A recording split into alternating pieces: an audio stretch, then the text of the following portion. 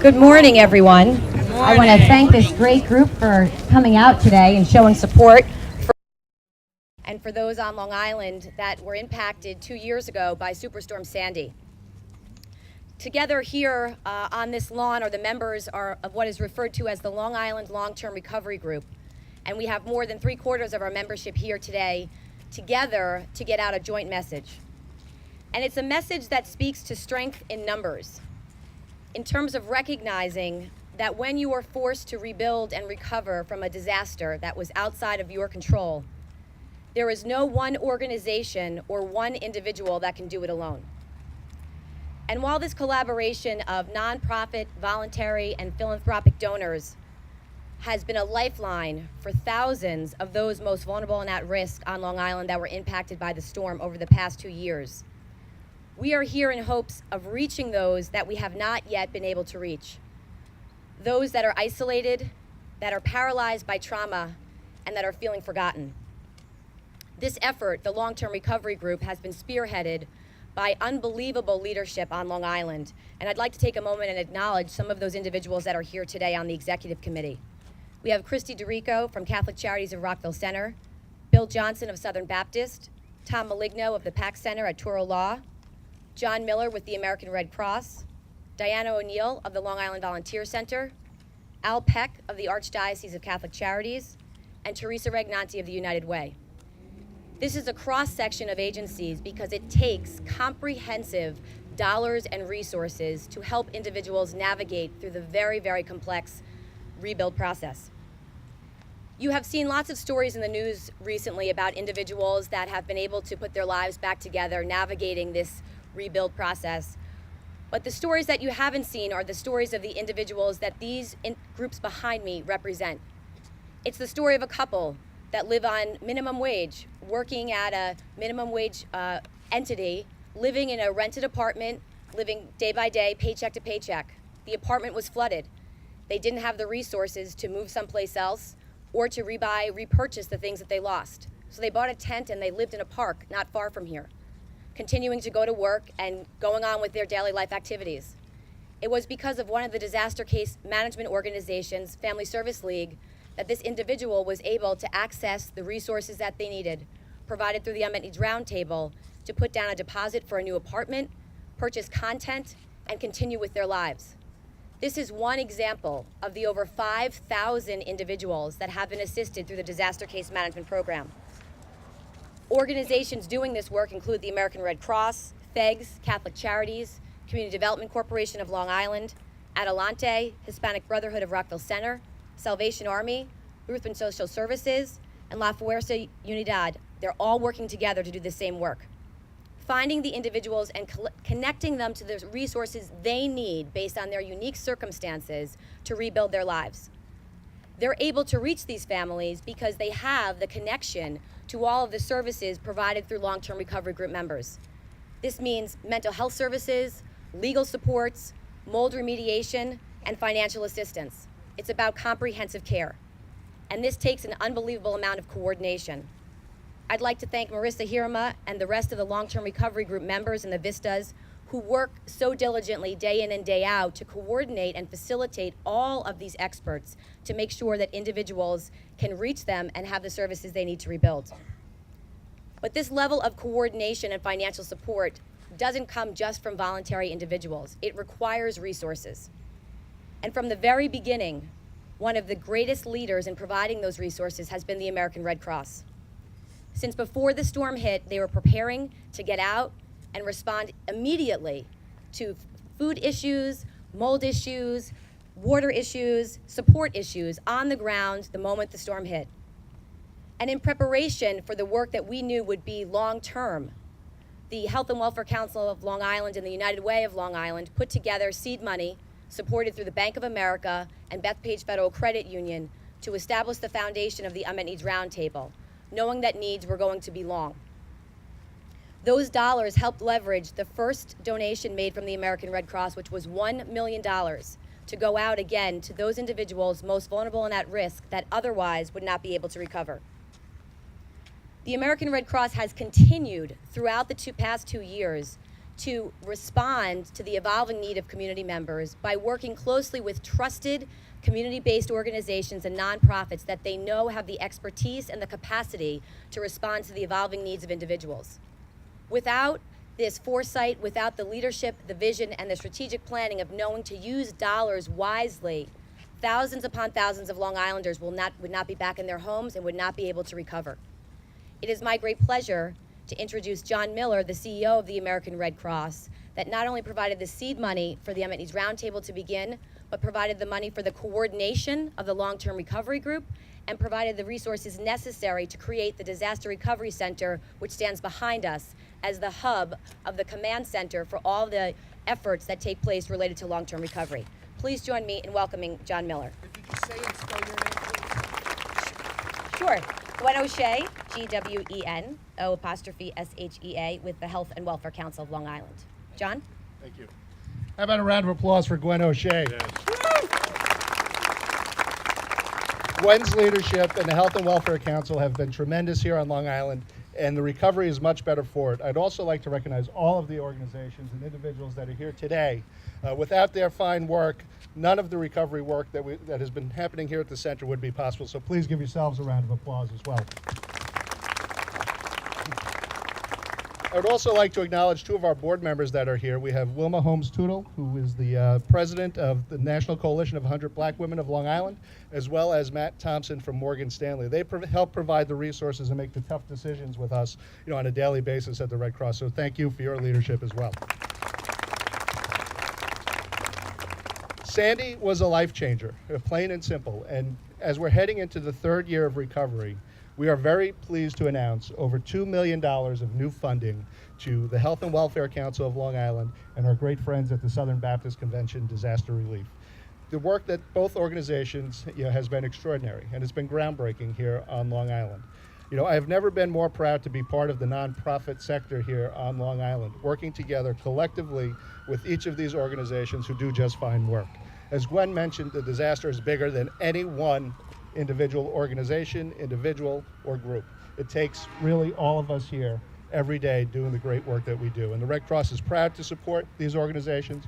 We support organizations that have great leaders. That has been paramount in our funding decisions, primarily here on Long Island, as throughout the country. And we are very confident in the work that is happening with the great behind me. So thank you. We're proud to be able to provide this funding, and we look forward to working together into 2015. Thank you. Thank you, John. Because of the support that the American Red Cross has provided to the Unmet Needs Roundtable and to the Long-Term Recovery Group, and the announcement that John just made in terms of the additional resources, we are so pleased to announce today that as of today, we have given out, this group collectively has given out $3 million through the Unmet Needs Roundtable that meets every week. Donors sit around the table and literally listen to cases presented by disaster case managers. We have some of our donors here today that I want to acknowledge. Warren Ferry of UMCOR and Marion Conway of New York Community Bank Foundation give of their time every week for a good portion of all of Tuesday to hear cases and allocate resources. Additionally, the roundtable is supported by Sarah Hollander of NILAG, who provides legal support to the cases to ensure that individuals, again, have access to all the services that they need. With John's announcement today, this represents $13 million that this group will provide in both unmet needs roundtable supports along with bridge loans to individuals that are in the process of rebuilding their homes, and 2 bridge loans that are now available to Long Islanders, those most vulnerable and at risk, are available because of the unbelievable work through Community Development Corporation in partnership with the Health and Welfare Council of Long Island and through the Disaster Response Fund. Again, another way how groups coming together have leveraged dollars to enhance the recovery and help people get back home. We know that our home is our sanctuary. It's the one place that we feel we can go to where we are protected and we are safe. And when we don't have that home, our sanctuary is taken from us. Superstorm Sandy clearly impacted that sanctuary for thousands upon thousands of Long Islanders. And part of the recovery, thank you, Bill, is not just about getting content back in, but unfortunately navigating for many individuals the very complex legal process, whether it has to do with mortgage arrears, mortgage foreclosure, landlord-tenant issues, insurance claims. It's an unbelievable issue for an individual to take on alone, and it's an unbelievable issue from a financial perspective for an individual to even consider undertaking. And that's why the work of the legal committee of the Long-Term Recovery Group has been so critical. It has been an unbelievable resource to thousands of Long Islanders that without which would not get the resources that they are rightfully due. I'd like to invite Melissa Luckman up to share a few words about some of the work that the legal committee has done on behalf of those impacted by Sandy.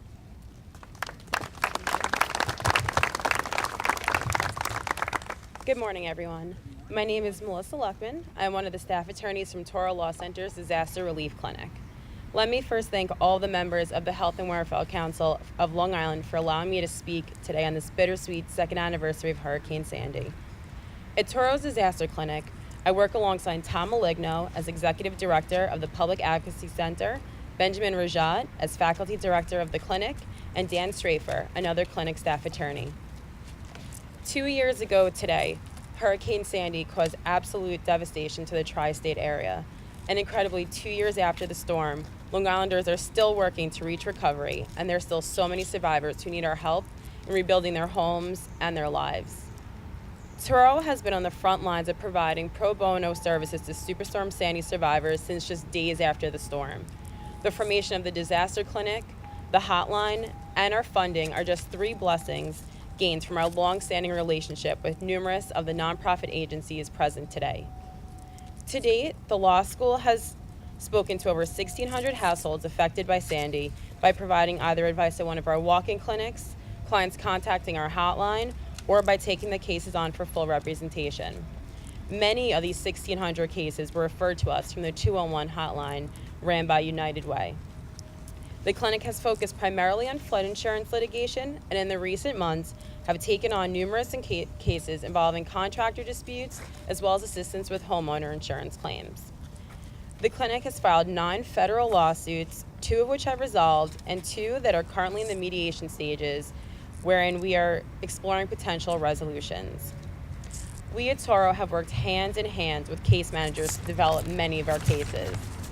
Since joining Touro in May of this year, I've been able to work directly with case managers from various nonprofits, including FEGS, Health and Human Services, and Catholic Charities. Our collaborations have ranged from answering a few questions and brainstorming a survivor's options to working together to present a case of first impression to the governor's office to obtain assistance for an atypical New York resident.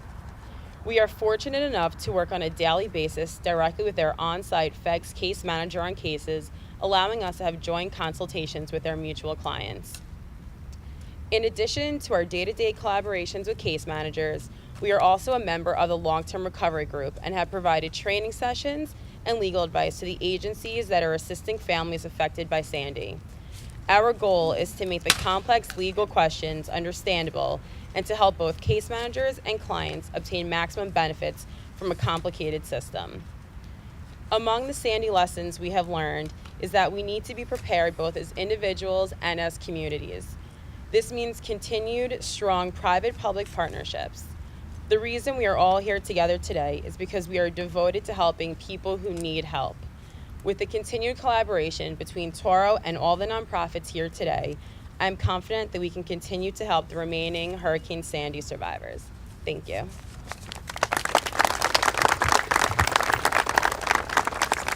Thank you, Melissa.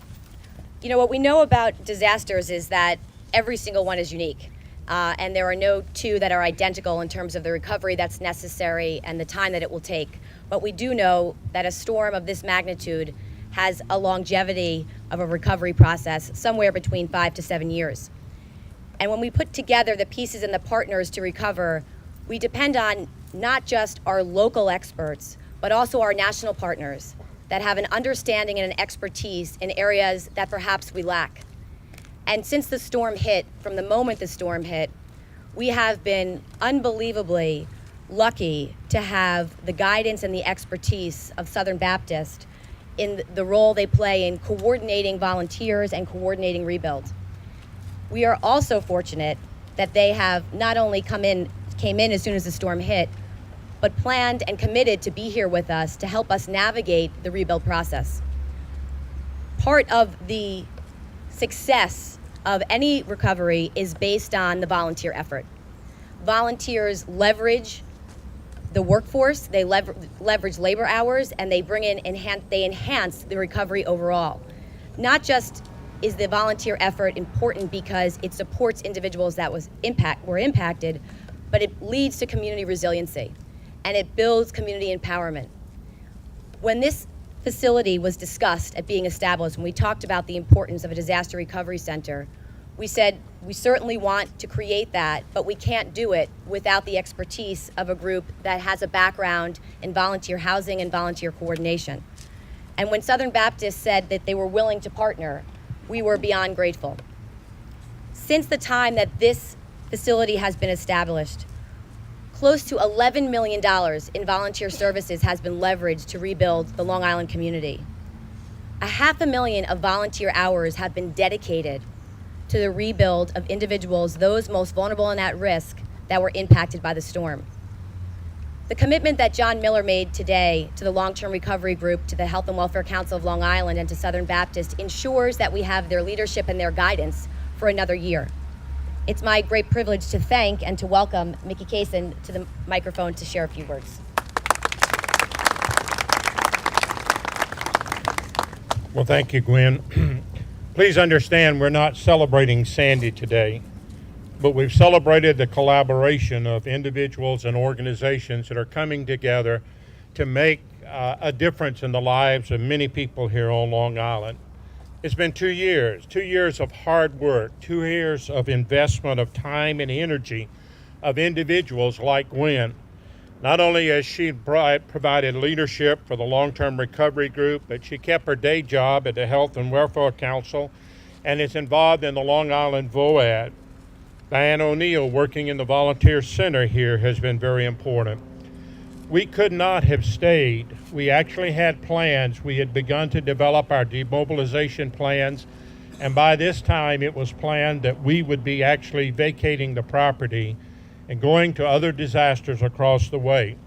When the American Red Cross stepped up, it was a very important part of that process for us to stay, and I can't thank John and Red Cross enough for their partnership. We have been partners with them through a formal agreement since 1987, but it's never demonstrated more powerfully than it has been here on Long Island because of John and their commitment to our work and our organization.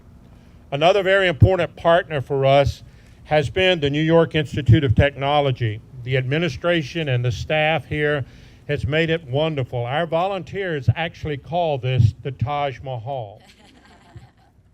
Realized last year our volunteers spent the winter in tents on Staten Island, and it was one of the 4th or 5th worst winters on record.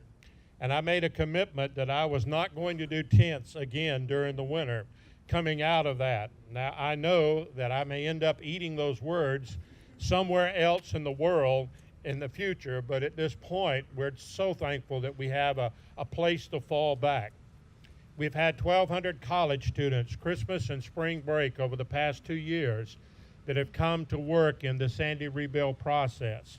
We now offer them this facility this year, and so we're excited to know that they're going to be coming to continue to help and to continue to work with us. We appreciate the support of local contractors and local vendors that have stepped up in so many different ways to help us. The community has reached out. It's made it possible for us not only to be here, but to accomplish a task. For us, there are over 166 cases that we've been involved with.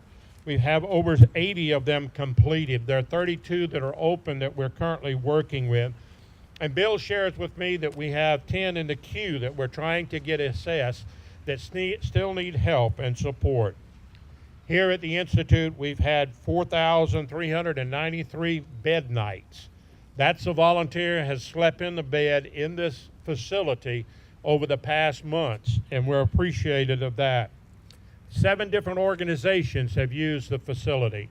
So we continue to work with our partners coming from all over the country to work and to help with us. And I certainly cannot leave out Bill and Donna Johnson and their leadership they provided. 2 years they've invested. They've left the hills of Kentucky and came to New York to serve and to work.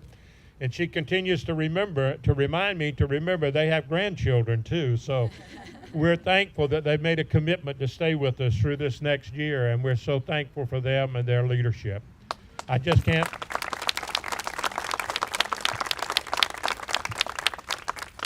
I can't tell you how excited we are as an organization, and I as the leader of this organization, because of the partnership and the collaboration, the cooperation that we have here. It's a different picture than what most people have of New Yorkers. Thank you for who you are. Thank you for your help, your hospitality, and we're looking forward to another year working together. Thank you, Mickey. I want to echo Mickey's sentiments, well, ditto on everything that you shared, but in particular in acknowledging NYIT, and Lillian Robbins is here somewhere, here she is, in the group with NYIT. They have been an unbelievable support in providing this facility and allowing us to use the grounds in a way that allows us to continue bringing volunteers into Long Island and to continue the rebuild process. And Mickey talked a little bit about the individuals that have been sleeping in the beds here, and we have a group with us. The NCCC team is actually here with us right now, and they have been they'll be here for 50 nights.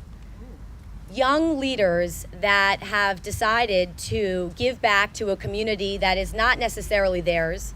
They come from across the country, recognized the long-term impact that a storm like Sandy has and the need that Long Island has, and decided to give of their time to come to a community that was really strangers to them and now is part of their community. I hope that they see it in the same way, because we see you as part of ours.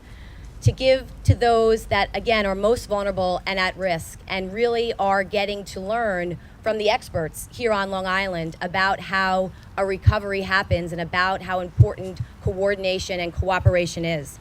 So I'd like to ask the lead of that group, Spencer Varn, to come up and share a few words about their experiences here in terms of helping Long Island recover. Thank you. Good morning. Like she said, my name is Spencer Varner, and I am what is called a field team leader for the AmeriCorps NCCC Atlantic region. And my team and I have been serving here for the past 2 months, working to help with the disaster recovery here on Long Island. AmeriCorps NCCC is a service-based organization for people that are 18 to 24 years old to get out into different communities and to serve in a lot of different ways. I personally decided to join AmeriCorps NCCC a year ago because I wanted to give back to different communities around the United States. My team and I started this particular project 8 months into our 10-month term of service.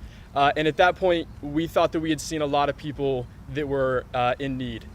But when we came here and when we arrived here, we were shocked by the number of people that were still in need, in the early stages of recovery from a storm that happened 2 years ago.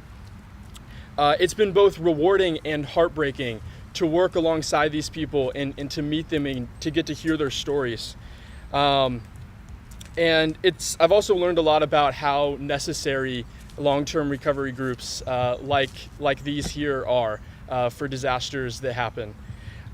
It's very easy for somebody outside of this community, such as myself, to not realize the amount of work that still remains 2 years later, simply because it's not present on our news every day. I'm very thankful for the opportunity that we've had to learn and to serve with all of these people and to get to meet and talk to all of the homeowners that were affected. And I'm also very thankful for the housing and the amenities that we've been provided with at this wonderful building. Whether it's the Southern cooking that we are given every day or just the smiling faces that we receive from everybody when we see them in the hallways. But we just want to thank you, my team, we want to thank you for everything and for everyone that has helped us to be able to serve here to help others. Thank you, Spencer. We are so grateful for you and your team and everything that you guys have been doing here on Long Island. And as important as the influx of volunteers from off our island are, what's just as important for a region like this to recover is the inclusion and the participation of community members. And when you look at a VOAD model and the long-term recovery group model, it's made up of experts and leadership from nonprofit organizations and philanthropic organizations that are aware of the types of services that are necessary for long-term recovery. But it's critical that those services are connected to individuals in communities. And the best way to do that is by having trusted community partners that know where there may be an isolated senior, or know where there may be someone that has limited English proficiency and is unaware of the services that are available to them. And so throughout this past 2 years, one of the most impactful partnerships that the Long-Term Recovery Group has had is with its partnership with the local community groups that have sprouted up in those communities that have been impacted the hardest.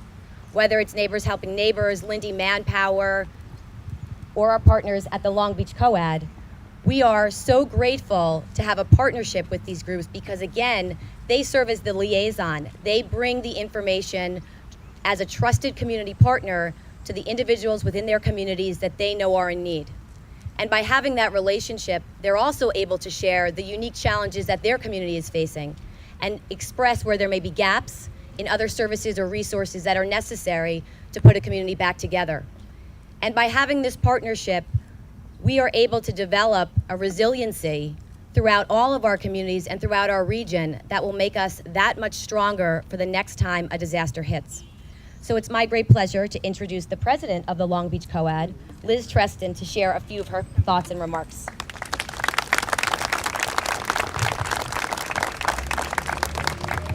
Thank you, Gwen. I hope I can keep it together. So, first thing.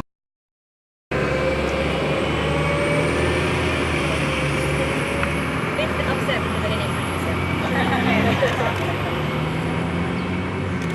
Disasters don't discriminate. That's not saying coming from me. They level the field. Disasters don't care if you're rich or poor, black or white. Disasters don't care if you have a disability or not. I am here before you, knowing more than I expected about disaster recovery and all the nuances of disaster relief. 17 months ago, the Long Beach Community Organization's Active in Disasters was born. I was immersed in acronyms and vocabulary I did not think I would ever need to know.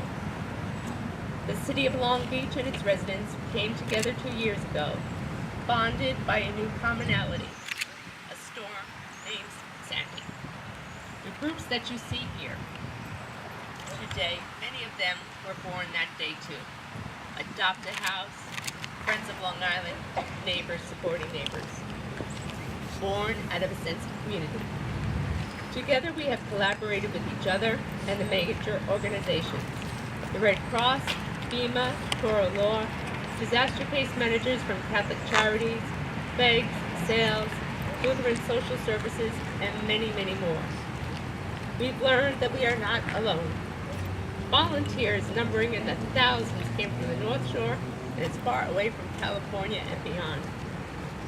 They gathered in the cold to help us.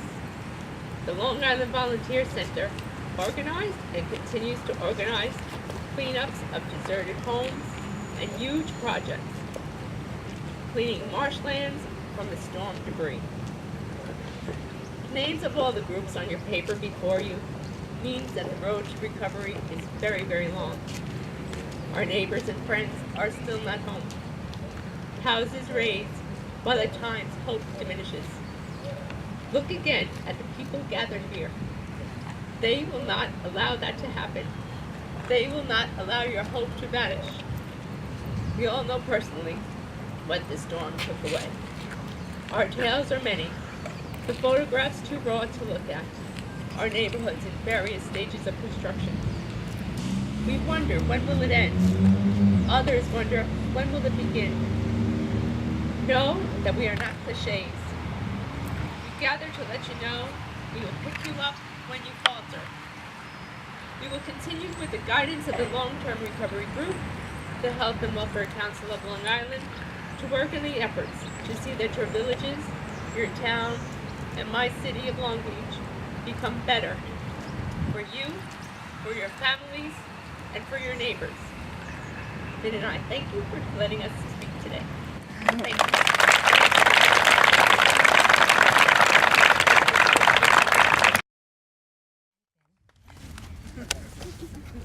Liz brings up such an important point that the recovery is far from over and that this is a collective of local community groups to larger established nonprofit groups providing case management, legal services, mental health services, financial assistance, working together to ensure in particular that those most vulnerable and at risk that have fallen through the cracks have the resources and the supports that they need to recover.